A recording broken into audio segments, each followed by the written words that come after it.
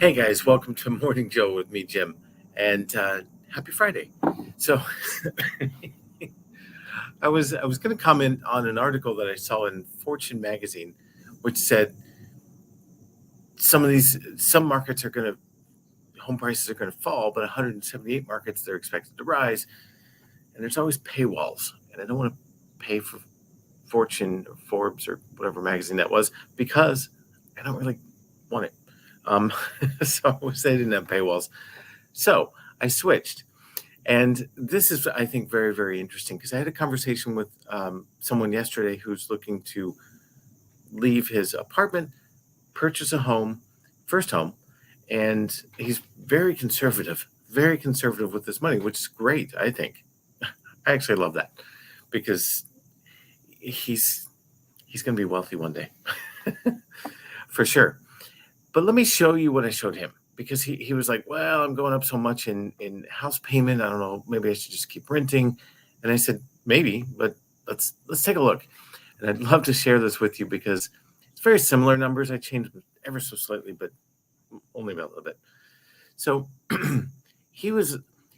first of all,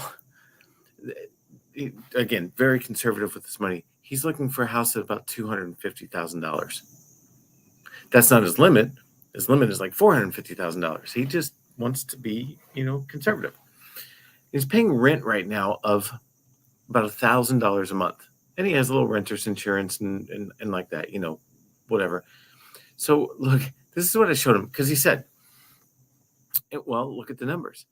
If he buys $250,000 with taxes, insurance, PMI, everything, his payment will be and maintenance and insurance, right? Because right now in an apartment, if I don't know, the toilet gets stopped up, you just call the maintenance guy and he comes and fixes it.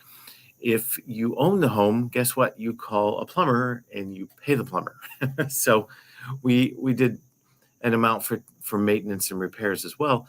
So he's about $1,800 a month as opposed to $1,000, right? So yeah, that's a big jump right there.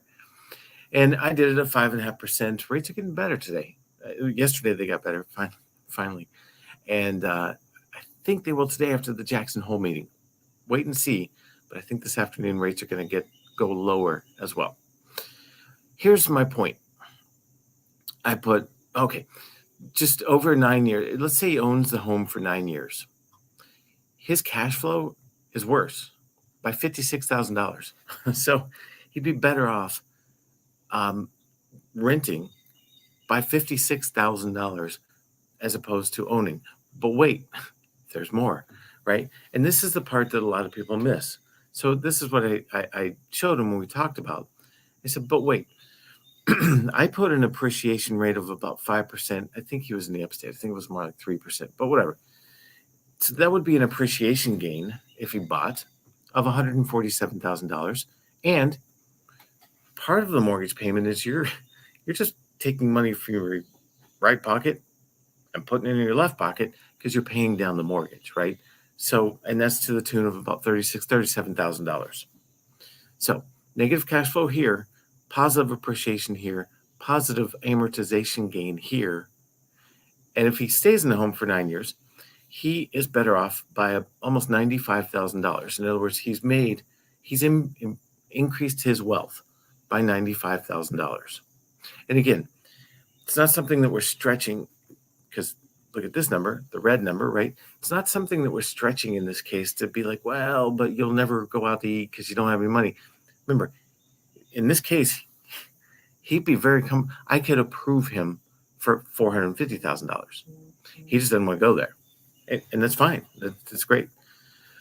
But what if he said, what if I move out in like 5 years? Okay. 5 years, you're better off by $20,000, right? And I told him, now, if this is really short term, you have a cost to sell, right? You've got to pay 6% to realtors to get out of that house if and when you ever sell. So in the first couple of years, you're better off renting. But by year 3, you break even. And by year 5, you're $20,000 to the better. So I thought that was interesting. He thought it was interesting. and I certainly did. But I want to share those numbers because a lot of times people look at rent versus buying as equals, right? I'm paying X amount in rent. I don't want to pay any more in buying. And I understand that because it is cash out of your pocket. You got to plan for it. You got to make sure that it fits your budget. It's kind of like I told him. I said, look, I'm going to talk to you from the numbers guy right now because I'm not kidding about this. His debt ratio was 17%. Debt ratio is how much you're paying out total with all your debts, right? Car payment, credit card, everything, house payment, how much you're paying out as a percentage of your take-home pay, of your income, right? He was under 20%. It's fine. I told him, numbers guy, I approve a lot of people at 40, 45, even 50%. You're fine, numbers wise. But I said the most important thing, though, is, again, what I call the pillow test. Can you sleep well at night knowing you've got this payment and you're okay with it?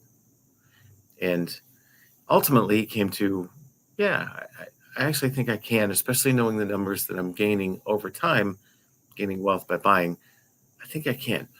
So it's important to look at the numbers, but the most important thing, look, I can tell you all day long what I can approve you for. Very, very seldom do I want you to push that limit. I'd rather then back into where's your comfort level, where you're comfortable with the payment, and where can you keep adding to savings and keep doing all the things you need to do as well. And that's the important number. And we can back into it together. And if you want to do that, let's do it today. And if I can help you get pre-approved for a loan, that's what we do. And I'd love to help you. Have an awesome Friday. And I won't see you next week. You'll see me in videos